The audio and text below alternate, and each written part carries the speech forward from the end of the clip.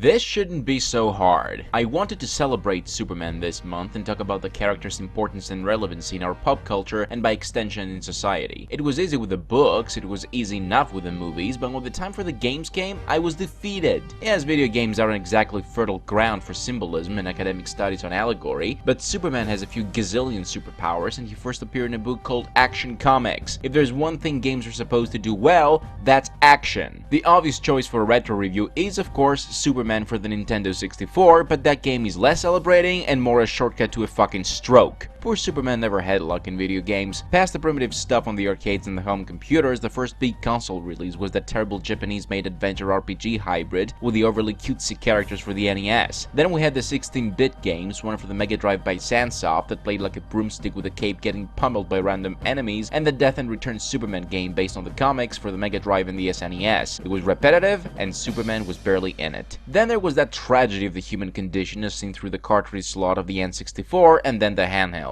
There was the Game Gear port of the Mega Drive game, which actually played a little bit better than the console version. There was that original Game Boy release, which was, and I shit you not, worse than the N64 game, and a couple of releases for the Game Boy Advance, with one of them being actually pretty damn good, especially for a movie tie-in. The punchline here, of course, is that Superman Returns for the GBA isn't even a Superman game. It's a puzzle game with Superman iconography. But you know what? It's probably the best Superman game we've got, from a purely technical standpoint at least. The puzzles are simple but engaging, a strict timer makes the game challenging, and it's got pretty nifty music as well. But there were two more console releases when early in the 00s Warner scheduled two games. One for the Xbox One, and by that I mean the actual first Xbox that came out, and one for the PlayStation 2 and the Nintendo GameCube. The Xbox game was called Superman the Man of Steel, in case you couldn't tell who the game's about by simply going with Superman, and it was an action game based on the comic books. The other game was Superman Shadow of Apokolips, and it was based on the animated series, just like the N64 game. It was made by the Infogrames Sheffield house, back when Infogrames had divisions, or, you know, existed. The story was okay for a simple kids game. Most of the original cast from the series reprised their roles, since Michael Ironside as Darkseid, as he was busy at the time being Sam Fisher. The writing was definitely below the show's level. It was focused on Darkseid providing Intergang with apocalyptic weapons in the shitty prequel game for the GBA, then doing more or less the same for Lex with a goal to kill Superman. It's pretty basic stuff, though even that could have been done better, as Darkseid's plan never amounts to anything, and his involvement is merely a cameo, as is Lex's with only 3 bosses in the game, Livewire, Parasite, and Metallo, all of who seem strangely unconnected to the overall plot. Where the game truly falters is gameplay and mechanics though, which is a pity because it actually has the right idea. No, seriously, the game makes you nigh invincible to most attacks, and grants free control over Superman's most iconic powers practically for free. There are bars for both health and the powers, but they don't empty fast, and they automatically refill relatively quickly. It's still not there yet, but of all the Superman games that I have played, this is the closest it's come to making me feel like the Man of Steel, and that includes Superman Returns, which also features similar mechanics and made the player practically invulnerable to everything. But unlike the ill-fated Superman Returns tie-in, Shadow of Apokolips stands out as a true Superman game because it makes good use of the Kryptonian's powers. It's a 14-level game that requires utilizing Kal-El's abilities, ranging from super punching the shit out of identical robots to interacting with the environment and solving puzzles. It's actually kind of genius in its simplicity. A very basic objective design works on a completely different level because it involves the use of Superman's flight, speed, and oftentimes heat and X-ray vision, making the main character unique and hard to replace with another stock action hero, as is oftentimes the case with many second and third-rate superhero games, especially from the 8 and 16-bit eras. That's not to say level design is flawless though. The game's short length only mildly counters its repetitiveness, which becomes clear early on, especially in regards to the combat. Furthermore, the brilliant developers behind this wanted to add challenge to the puzzle sections of the game, so they opted for timed missions.